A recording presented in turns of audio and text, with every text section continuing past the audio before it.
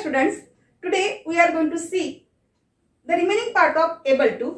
चला तर विद्यार्थी मित्रांनो, आज आपण able to मधला काही भाग राहिलेला होता त्याविषयी बघूया. Use able to.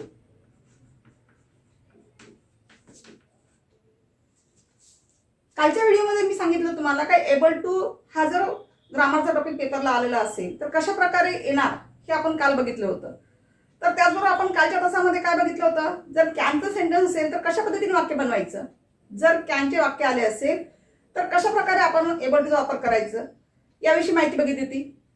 तर आज आपण जर दिलेल्या वाक्यामध्ये कुड आलेला असेल तर अशा वेळेस एबल टू करत असताना कशा प्रकारे करणार याविषयी जाणून घेऊया. Let us see structure of able to. Subject plus to be's form plus able to plus V1 म्हणजेच काय, first form of verb plus object. See the example. Number 1, I could see it. आता बघा bracket मध्ये जर तुम्हाला use to be able to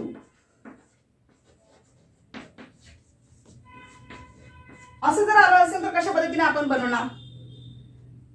जसे की कालच्या तासामध्ये सांगितलं, जर तुम्हाला इथे परीक्षेमध्ये जर विचारलं बी एबल टू किंवा टू बी एबल टू किंवा ओनली एबल टू किंवा रिमूव्ह कुड किंवा रिमूव्ह कॅन यापैकी जर आलं असेल तर कशा पद्धतीने आपण वाक्य बनवणार. चला आन्सर बघूया. सगळ्यात पहिले सब्जेक्ट कडे नजर टाका. या ठिकाणी सब्जेक्ट काय आलेला आहे, आय. इथे काय आलेलं आहे सब्जेक्टच्या नंतर, कुड आलेला आहे. कुड काय इंडिकेट करते आहे, कुड काय इंडिकेट करतो आहे, पास्ट टेन्स. त्यामुळे पास्ट टेन्स टू बीची रूप वापरायची आपल्याला, past tends to be's form. आता past tends to be's form कोणती असतात, past tends to be's form was आणि वेअर. आता अकॉर्डिंग टू सब्जेक्ट यानुसार तुम्हाला past tends to be's form वापरायचं आहे. आता नेमकं वॉज कधी वापरायचं आणि वेअर कधी वापरणार. तर जर सब्जेक्ट आय आला असेल, ही आला असेल, शी, इट आणि सिंग्युलर सब्जेक्ट असेल तर या ठिकाणी याच्यासमोर काय वापरायचं, तुम्हाला वॉज वापरायचं आहे. Subject I, he, she, it आणि सिंग्युलर आला असेल तर काय वापरायचं आहे, वॉज वापरायचं आहे. ठीक आहे. आणि याला सोडून म्हणजेच काय, एक्सेप्ट ऑफ दिस सब्जेक्ट्स म्हणजे याच्या व्यतिरिक्त, एक्सेप्ट ऑफ दिस सब्जेक्ट याच्या व्यतिरिक्त जे राहिलेले असतील ते सब्जेक्टच्या समोर काय वापरायचं आहे, वेअर. जर सब्जेक्ट वी आला असेल, they and you as well as plural form. Plural form जर सब्जेक्ट आला असेल तर काय करावं लागेल तुम्हाला, या ठिकाणी वेअरचा वापर करावा लागेल. म्हणजे आय, ही, शी, इट आणि सिंग्युलर सब्जेक्ट आला असेल तर टू बी फॉर्म काय वापरायचं तुम्हाला, वॉज वापरायचं आहे. वी, दे, यू आणि प्लुरल सब्जेक्ट आला असेल तर काय वापरायचं आहे, वेअर वापरायचं आहे. ठीक आहे. चला आता आन्सर कडे बघूया आपण, लक्ष टाकूया. आय कुड सी इट असं दिलेलं वाक्य आहे. तर अशा वेळेस हा सब्जेक्ट जसा तसा खाली घ्या. अकॉर्डिंग टू फॉर्म्युला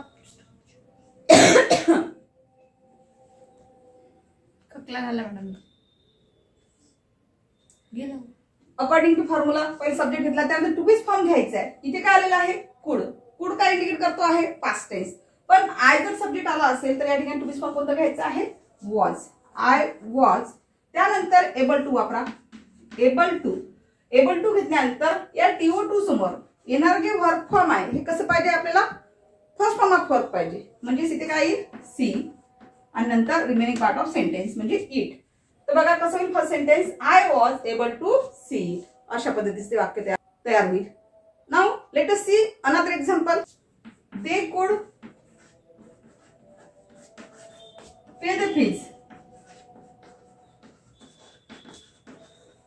बघा